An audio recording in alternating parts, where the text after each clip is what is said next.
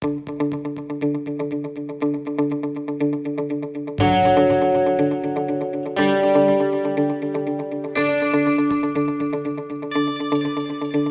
episode 5 of the Elite Performance Podcast with Building Better Athletes. Today, our guest is Jake Marshall of Prototype Fitness in Naperville, Illinois. Jake shares with us kind of the challenges of working in a private facility and being a co-owner, as if you will, of working in a private facility, and the challenges or all the small jobs that go into working in a private facility. He also talks about how he works and manages training youth athletes and the challenges that come along with youth athletes in today's specialization type of world. And not only that, and how he educates and talks to parents as well on the importance of developing a young student athlete. And finally, Jake and I talk about kind of his philosophical background and how he pulls from many different fields and brings that to the world of strength and conditioning, whether it be from different sports or different movement cultures, and how those things have shaped his current training philosophy.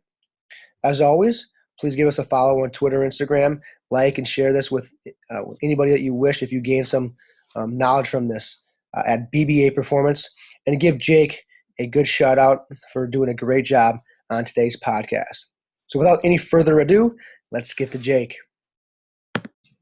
Welcome to the Elite Performance Podcast. Today we got a great guest, Jake Marshall of Prototype Fitness out there in Naperville, Illinois. Jake, how you doing today? I'm doing well, Mike. How you doing? Hanging in there, man. Hey, let's start with just give a little background about yourself to our listeners now. How did you get to where you are today?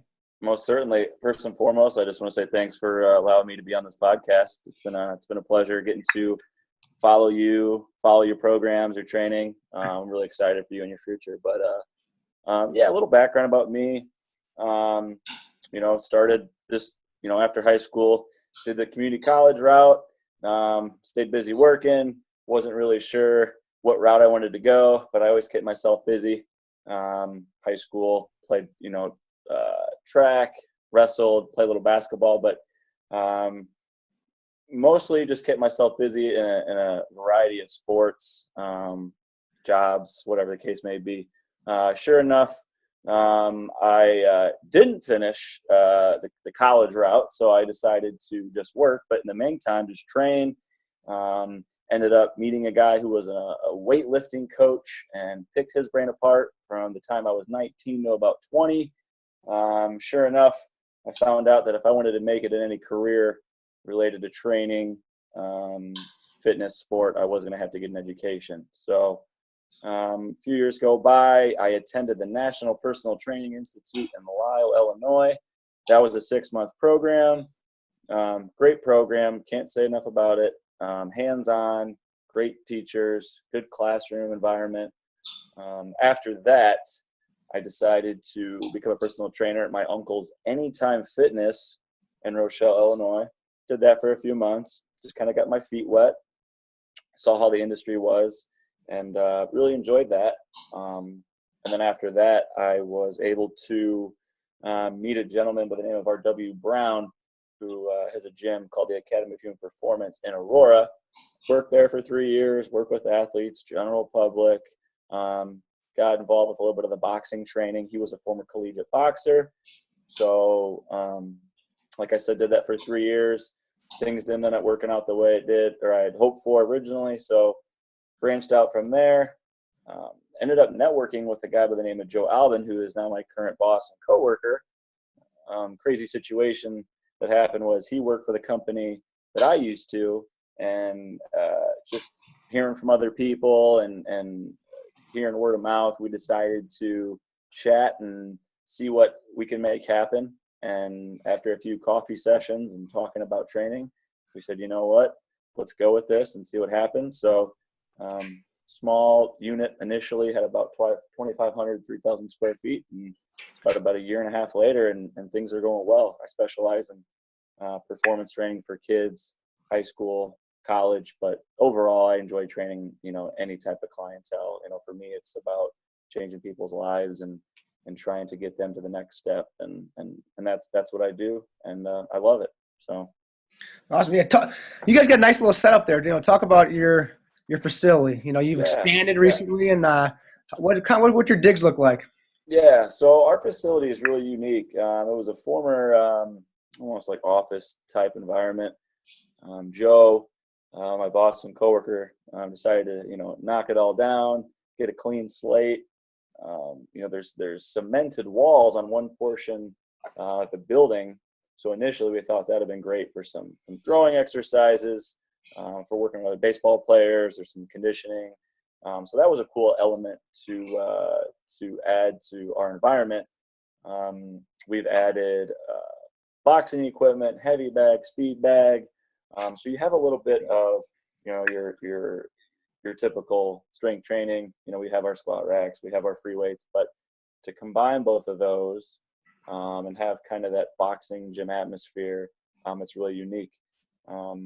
Few months after everything had kicked off, we decided to take the unit next to us and double our size within, it was actually within a year, before a year. So that said, business had been going really well, and we decided to make the other area more so just an open space, had some artificial turf, some runway space, trying to get some of the agility, the acceleration, some of the more sports specific training tied into that spot. But overall, it's a great environment.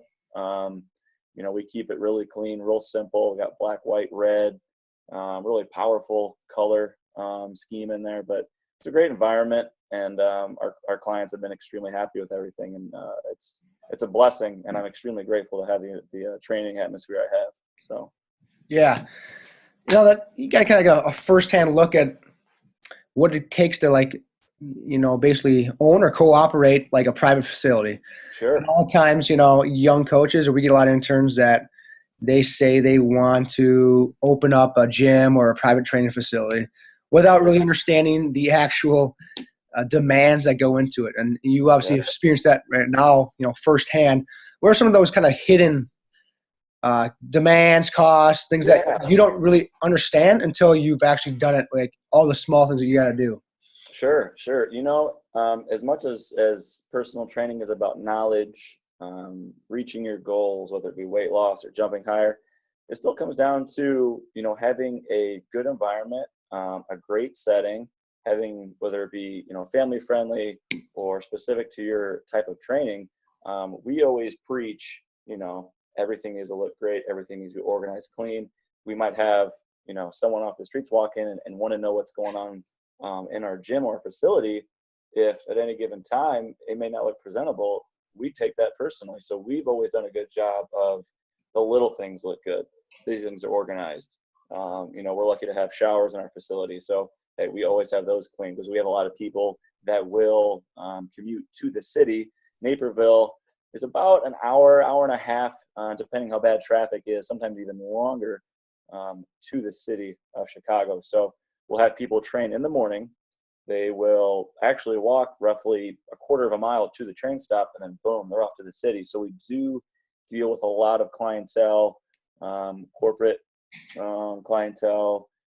It's a really unique environment, because you get to hear a lot from other small business owners and people that have started from something on the ground up. But back to your question, I think the little things make the big difference. Whether it's, hey, making sure the benches look great, or you got a good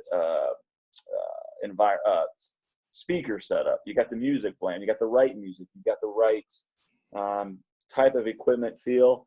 That's not to say that having low end equipment or startup equipment isn't the right way, but we just always feel like if someone comes in, we want them to be like, wow, this place is really done right, things are organized, everything's in the right direction. Because it's an environment we want people to feel comfortable in, and not always think of it as just training. We have kids that'll just kind of hang out, kind of like I know you've mentioned with your gym, and it's nice to hear, you guys have a great product, but at the same time, like, this is just a really nice spot. And I think within that is something that can never be shunned away. It's fortunate to have good training, good knowledge, good people.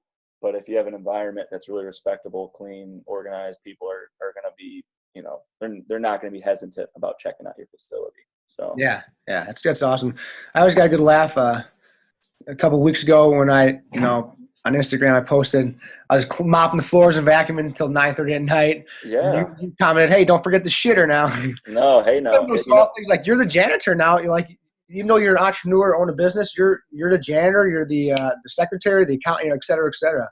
Most certainly. Yeah, I think, if it takes an extra 10 to 15 minutes to do something you could do the next day, no, you need to do that now. I mean, you might not have the top end stuff, but if you're able to have everything ready to go for the next day, if you got to spend another 10, 20 minutes doing laundry or getting your towels folded or having enough cups by the water cooler, whatever those little things are, do it. There's no reason to wait. You don't need to get cliche and say, well, tomorrow's not promised.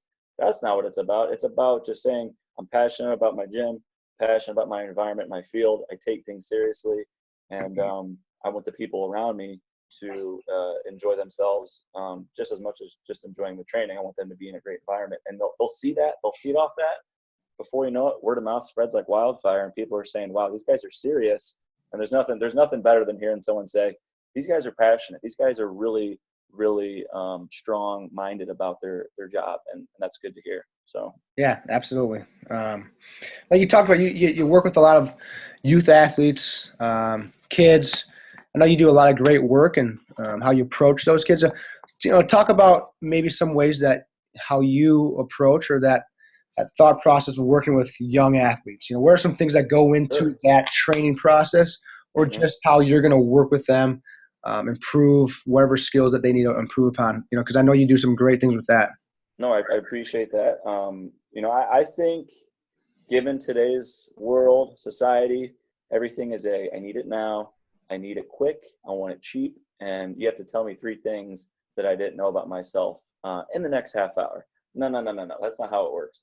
My biggest goal for the kids is to say, hey, little Johnny can't do this. Little Johnny needs to work on this. Not to be the most blunt or most assertive individual, but my goal is to inform you of what your kid should or should not have in his training regimen. So that doesn't put any harm on any outside sport specific training. For example, if I have a basketball player who's doing basketball skills 3 days a week, great. If they come to me and say, hey, what do you think about this? What do you think about that? I'm going to be completely honest. I'm going to tell them what they need, but at the same time, I need to be realistic about it, because given AAU programs and off-season training, there's a lot of craziness within the scheduling of today's athlete. Do I think that's a good thing? I'm not so certain about that. I think it's good that we have more at our fingertips. I'm a believer in better is better, more is not better. But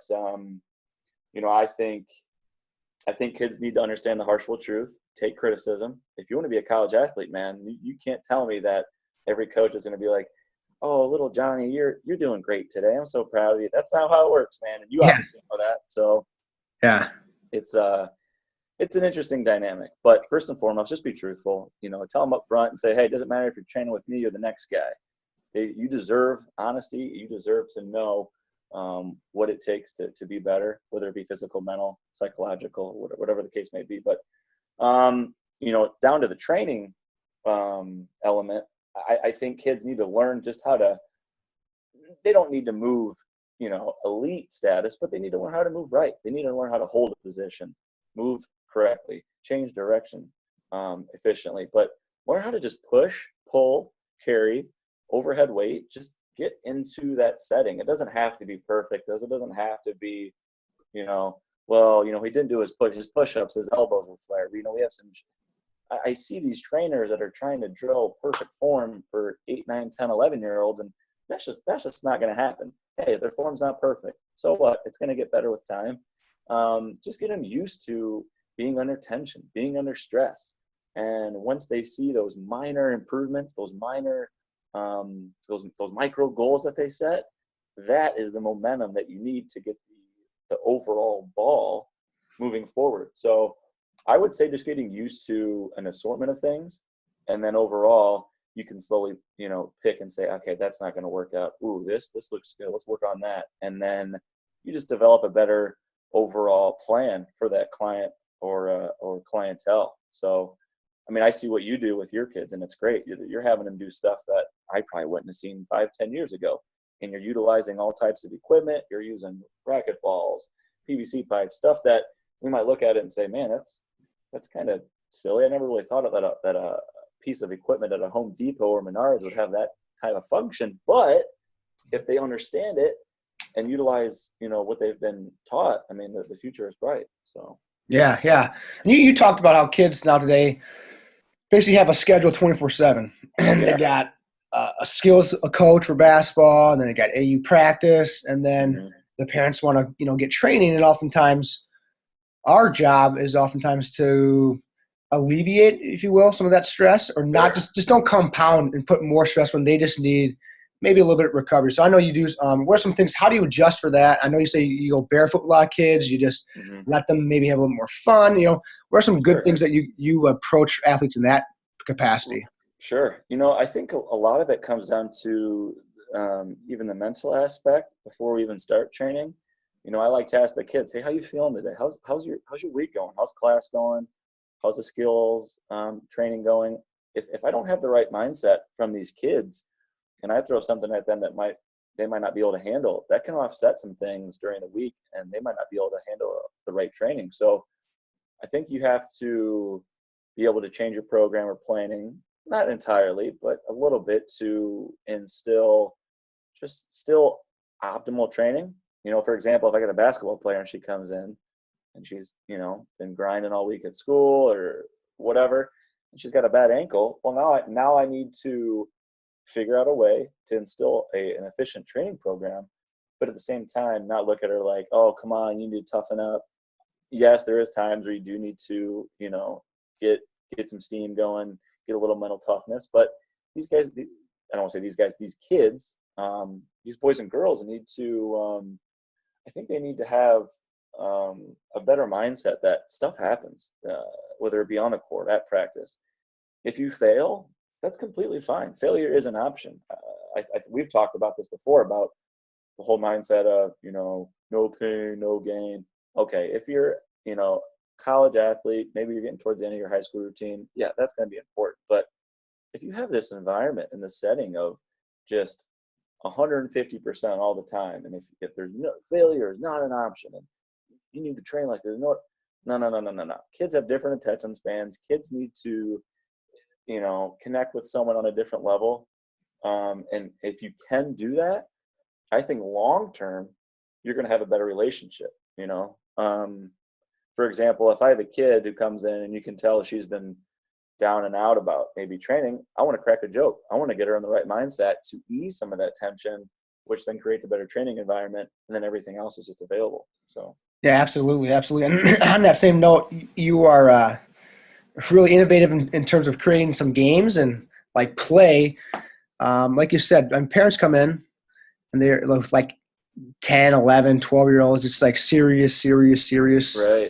This kid needs to get a scholarship. And oftentimes the best medicine for that kid is, like you said, have an outlet where they can maybe release a little bit of that seriousness and just play and have fun. And I know you do some good things with that. So how do you implement some of these kind of play game type environments, and how do you think that helps the young athlete? Sure. I think kids need to just breathe, relax a little bit. If I got a group coming in and, everything, the tension's tight, if there's kids not talking a lot and something feels a little off, I'm going to crack a joke at little John here. I'm going to say, hey, what's going on, guys? You catch that game last night? I try to keep the energy, the environment, get it going in the right direction. And then from there, I can slowly build upon, how they're feeling. Because I feel like the environment of not just, the group as a whole, but each individual within that group needs to be on the same wavelength. So, I try to make it seem fine or okay to, I don't want to say fail, but have a challenge. You mess up, you don't do as well as you thought you did, and accept that, because like I know, life's crazy. Something gets thrown at you and you don't think you're going to be able to handle it. That's fine. You just move on, as long as you learn your lesson and you try to figure out what the next step is. Take that same process through kids. That releases some of that tension. And then within the games that I play or some of the competitive stuff, it becomes even more enjoyable. So say it's the end of the workout and the conditioning might be aerodyne bike intervals. Maybe they're on their last one, or they're dreading this last rep. I'm going to crack a joke and get them to smile. Am I worried about them hitting their numbers? Of course I want them to hit what they're trying to aim at. But if I know they can, in the moment, still enjoy themselves and feel at ease, that's going to outweigh any personal best, any personal goal. So I think it's just, like we've mentioned, keeping it fun, keeping it enjoyable, telling them that, failure is an option as long as you learn your lesson. Then everything, really, there isn't anything wrong. Everything is beneficial. So, and like you touched upon earlier with the parent situation, it's great to see parents that are passionate, strong, and really optimistic about their kids' future. But at the same time, these kids should want to come in. These kids should want to do this. So that's a whole other dynamic that I think we as trainers in our fields come across. And the sooner you can bridge the gap between a kid's happiness and a parent's want, I think that's when you're well on your way to achieving success in more ways than just the field or the performance environment. So, Jake, that was awesome, man. A lot of good nuggets in there, man. Like, same thing here is kids seem to be so afraid to fail, Sure. and failure is an opportunity to learn and make adjustments. And failure can be your best friend or your worst nightmare. It just depends how you approach it. And teaching young kids to accept failure, because that's what's going to make them stronger, Sure. resilient, learn in the long run. That's awesome stuff. And kids need that these days. They just need a positive role model in their life like you. Most certainly. No, I think you're right on with that. It's just, like I said, society, our environment, these things we put on ourselves with, hey, I gotta go do this. I need to go train this. Listen, sometimes you got to sit back, you got to reflect, you got to breathe and say, maybe I messed up. Maybe I did bad on that test. Maybe I didn't give all my effort on that relay at the track meet, or maybe I should have shot in a single leg in wrestling. Whatever the case may be, I just think kids need to, not just accept failure and say, I always need to fail, but just understand that it's life. It's not always going to be sunshine and rainbows, but if you understand the lesson and you figure out what maybe you need work on, it's a win-win anyway. So yeah, that's good stuff. Now I know you're big into just overall improving kind of human movement. sure. As humans, we don't move as well as we possibly could. And I know you're big into kind of IDO Portal and, what he does. Talk about how you got into that, how that sparked Sure. interest, and what you're on or working on in that sense right now. Yeah, so yeah, IDO Portal, movement culture, you can combine those.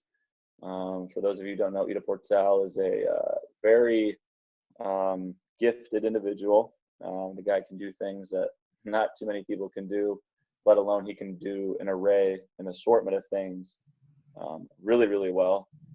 He talks a lot about just overall movement as a culture and how we've kind of shifted towards this specialization, specificity training only, and how that can actually have some serious negative actions and reactions. So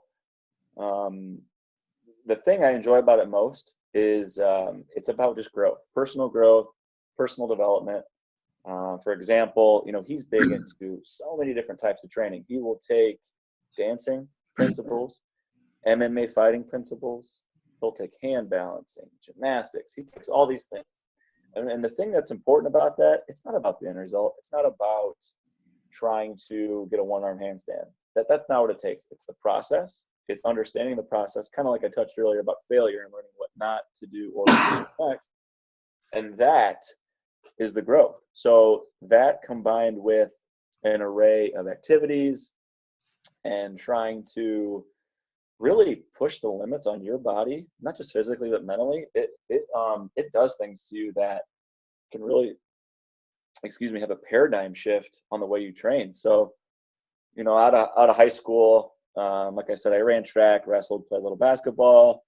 I've always ran. I've always enjoyed running. I think it's been something that's allowed me to reflect and kind of chill out. But the thing about movement culture is it pushes you to do things that you're like, could never do this, whether it be rock climbing or tumbling, or, there's an array of things that he does that you're like, I don't understand what this has as far as a benefit for my training. But when you understand that the body is really, you're only as strong as your weakest link. Now, if you're in soccer, you need to work on your set pieces. You need to work on striking. Yeah, you need to do your sport specific, your soccer training, of course.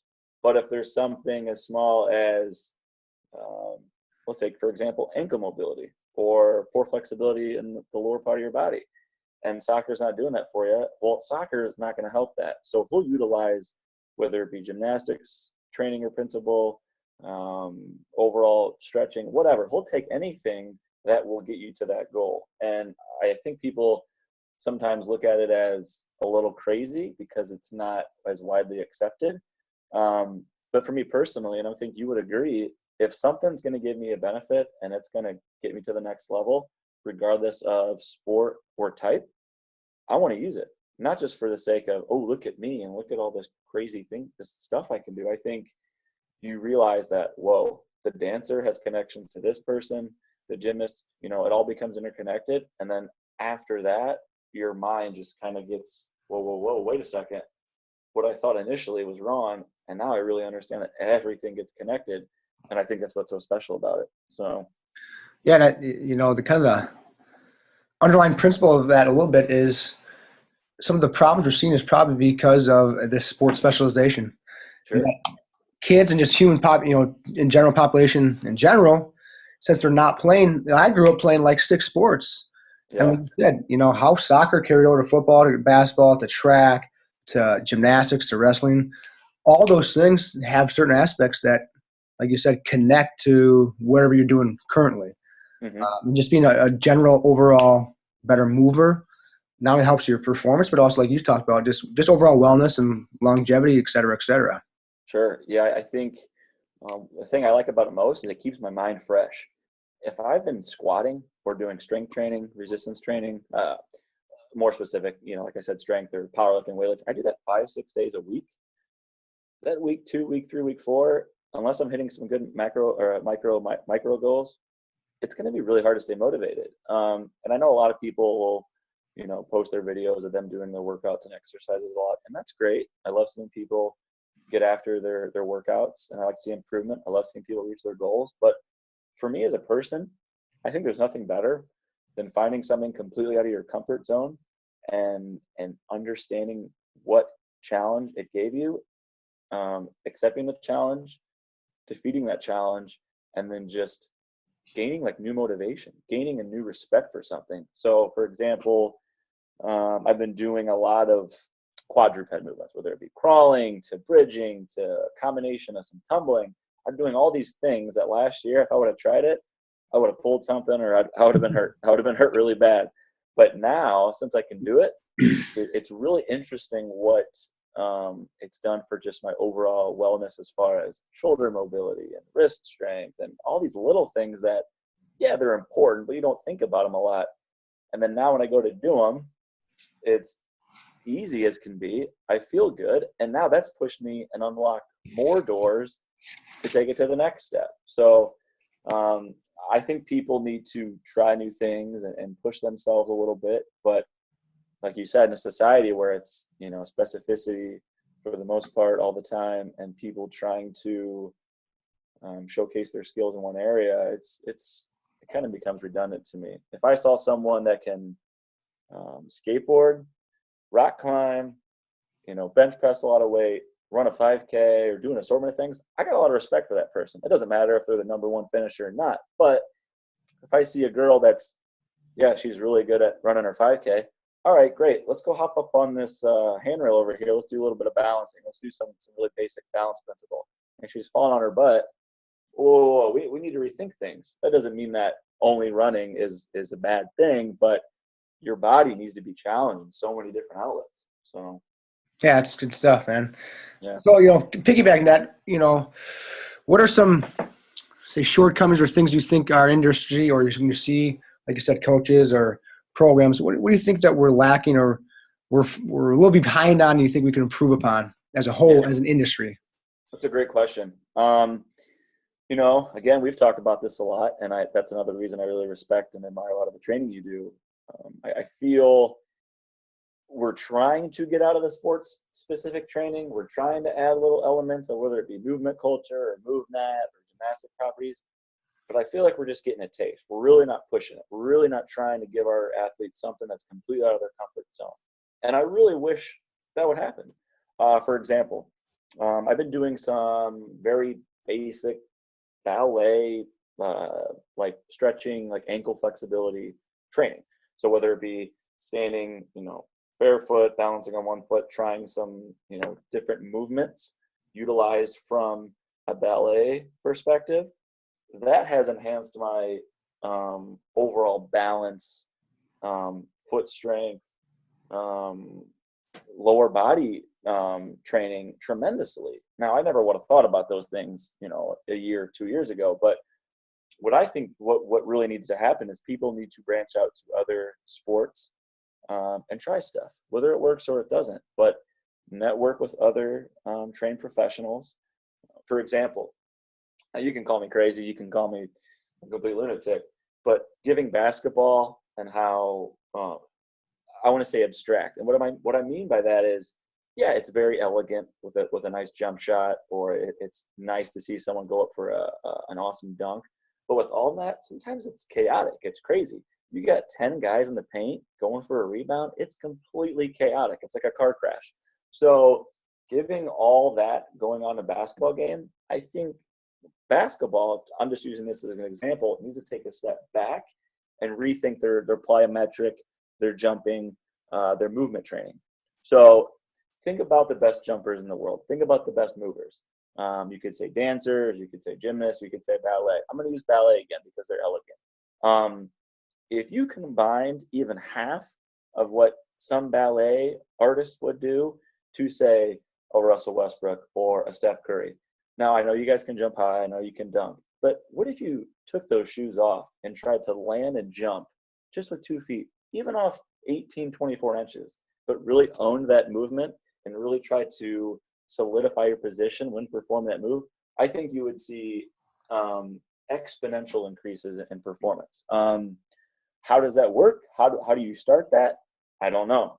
I think you need to, one, get your ego out of the way, which is really hard to do in the strength and conditioning community. I know a lot of guys and girls try to push forth what they know best on everyone else. But if you looked at other principles and understood their importance and added it to a sport like a basketball or a football, I think injuries would be a lot lower. I think people's mindsets would be a lot stronger. They might even connect on an extent of, hey, I really like this. I would love to have my daughter try that. Who knows? You have a lot of different options. And I think that's something that should be challenged in the near future. Like I said, how does it get started? That's a great question. But what movement culture does is apply that, and the results are really, really astonishing. It's really positive stuff. So, yeah, like you say, it addresses a lot of kind of the athlete or the person from a 360 kind of viewpoint in terms of his right. not physical performance, but also, like you said, mental, psychological, all Sure. that kind of transfers over. That's awesome. Mm-hmm. I know you're, a very cerebral guy. You like to read, research, do that kind of stuff. What are some of give me 3 books that you would really recommend or challenge you to kind of, improve your coaching or just your Sure. life? First and foremost, I'm gonna give a shout out to Mr. Brett Contreras. I know he's very widely known in the strength and conditioning community, but his book, Strong Curves, it wasn't that the information provided were astonishing or anything out of the training world, but he does a great job of connecting with female clientele. Talking about an environment that some male trainers might have a hard time with. So, the female clientele, whether it be, housewives or your athletes, they have some needs that some guys don't. And I think what he does, in that book, he does a really good job of explaining the roots and just a really efficient program that most women need that they really don't get. You're seeing an improvement, an increase in the kettlebell training and the CrossFit, the weightlifting. But at the same time, I think it's a little over the top. I think they just need good foundational roots in weightlifting and training. But Brett does a really good job of that in that book. And that was something when I first got in the industry that I liked, I looked at. It got me to, working on my first hip thrust, which was something completely out of the realm. And I can remember at my gym trying it and toying around with pelvic angles and trying to figure out how to do this. My coworker Dan at the time was like, "What in the hell are you doing, man?" I'm like, I don't know. I'm going to give it a shot. I'm going to see what happens. But sure enough, my butt was about as sore as it could be for the next 3 days. And, it wasn't that I was looking at just to have the biggest, strongest glutes, but I was happy that this guy could take something kind of different from what everyone else was doing, and given all the research that he has done, and applied that to something. So I really respect Brett for that. Absolutely. And I think you agree with that too, because I know you follow some of his stuff as well. Yep. I would go, this is a little bit different. So there's a book called Iron John by Robert Bly. Robert Bly is deep into the development of boys, children, understanding the psyche and the growth that our youth really needs. He touches a lot about like mythologies and the understanding of ideologies and stories and how those motivate us. And in this book, he does a really good job of comparison and contrast through some stories, certain myths that tribes will use for, like, if a boy in a certain tribe, if they're bringing him through, his adolescent years and they need him to mature, there's some really, really interesting ways they do that. And from the outside, you can be like, wow, these people are crazy, but there's no reason to really judge that, because they don't live the life we do. That's just how they've been raised. So it's great for connecting mythology and adolescent improvement, not just physically, but psychologically. And I know, as far as me outside of training, as far as a person, as a human being, it's given me some great tools to look to when connecting with the youth, children, siblings, and whatnot. My parents, my dad has done a great job with having me connect with some different types of writing and styles that have kind of influenced me in the past year, whether it be psychology or philosophy. And that's a great book. Third book, and I was really trying to figure out, what book would have been great. And there's a book called The Stranger by Stranger by Albert Camus. And for me, and I don't know if a lot of people are into philosophy as much as I am, and that's completely up to them. But the book it pushes the way you think. It pushes the way your thought process might be. And for me, being in the personal training, sport, performance industry, I think it's extremely important to touch on things completely out of your realm. Albert Camus is widely known. He had written, plenty of books back in the 90s that had changed the world and changed thought process for so many people. So, initially you might need a deeper thinking process. You might need to get into the rabbit hole, as they might say, but this book touches a lot about just overall development and the story of this man and his wife passing away. It's different, but like I said, and I say this a lot with movement culture, I like things that are completely out of my element, and I like connecting. I like bridging the gaps, because in the long run, that gives you more motivation to try new things and touch a different dynamic. So Yeah, absolutely.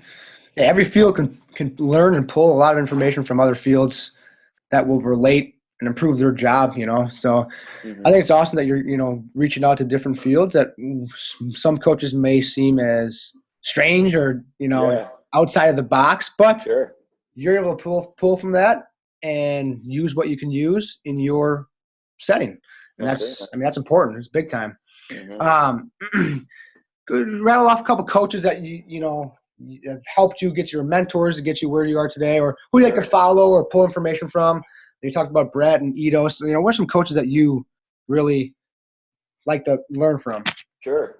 Yeah, like you mentioned, Brett Contreras. I love what the guy has done for the sport world, the training conditioning world. He he does some things that sometimes are probably a little off, and he's very into the hypertrophy, bodybuilding environment, and that's completely fine. But if you utilize some of those principles, you'll understand that those are just as important as your plyometric training and whatever else is out there. But he does a lot of things that I think are kind of undervalued, and I'm glad that he's getting the attention that he has now. Again, IDO Portal, the guy is phenomenal. He tells it like it is, and he's got some great training. I follow Joe Rogan. I know I've mentioned him a lot, not necessarily for the training, but the guy is completely exposed. He tells it like it is. He will be the first one to admit something that he doesn't like or does like. But on his podcast, the Joe Rogan podcast, he interacts with so many different people from all over the world, and that alone is motivating for me to kind of, like I mentioned before, touch on different aspects. Aside from those guys, I'm trying to think off the top of my head. I'll follow anything from like maybe a Dmitry Klokov in the weightlifting environment. I really enjoy the Russian weightlifting dynamic. You look at Russia, China, some of the European countries. It's unbelievable what those guys can do with weights. And yeah, some of their exercise criteria might be a little crazy. They might go and they'll utilize the barbell in any which way you can think. But hey, if it increases that clean and jerk by 5 pounds, I want to know what's going on. You know? They're genetically enhanced a little bit too, obviously. It is what it is, but yeah, those few would be the people I typically follow. There's a lot out there, specific on Instagram. You see a lot of these movement coaches and CrossFit and weightlifting, and there's a lot of good, but there's a lot of bad. So I recommend to anyone out there, if they're trying to find someone that can really alter their viewpoint, dig deep, ask questions, get in there and try to see what the person really does or what they really know. So yeah, absolutely, man. Any projects or things that you're working on right now, or what's the future, the kind of the short-term future hold for Jake Marshall? Jake Marshall, future. I'm really excited about, my boss, my coworker, Joe Albin, and I at Prototype Fitness, being over a little over a year. We've been really fortunate to have the success we've had. And it's going to be a bright future for us. I'm really excited for everything we have moving forward, whether it be, sports specific training or just general public. We're hoping to get a boxing type group program for some of the athletes. I think there's a lot of good principles in the boxing world that I think kids can really pick up on, whether it be footwork or self-defense or, hey, just learning how to throw a punch and learning that sometimes that's one of the most enjoyable things you can do. Maybe you've had a bad day, you need to vent a little bit. Hey, you throw down on a heavy bag for 5 minutes, you're winded, but you feel good, Yeah. So a little bit of boxing we'll definitely try to work with. I'm obviously looking to push some more on the movement culture. I'm interested in maybe partaking in some kickboxing or Muay Thai. I have a friend, Pat White, who has a gym in St. Charles, Illinois called Tri-City Boxing and Muay Thai. He's a former Shidokan world champion, but he's got a personality unlike any other I know, and he just brings a really good training environment. So I might start focusing on that. But I can't say this enough. If I see something that gets me excited or pushes me, I'm gonna try it. I'll give it a shot. So I within all that, there might be something completely different in my realm in 2 or 3 years, but I'm excited. So. Awesome. Where can our listeners, find you on social media? What are some of your favorite social media outlets that you use, and where can they find you? Sure. So as far as social media goes, you can find us on Facebook, Prototype Fitness, located in Naperville, Illinois. You can find me on Instagram, Life of Malanga, Malanga. I'm also a photographer on the side, so I do post some of the pictures or photos that I work with. As far as other outlets that I follow, I love Breaking Muscle. I think that's a great website for sharing an assortment of training information.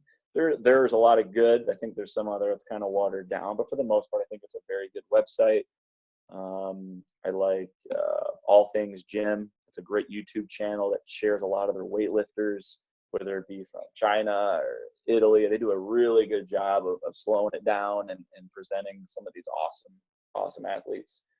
My YouTube channel's filled with an assortment of things. Like I said, Joe Rogan podcast.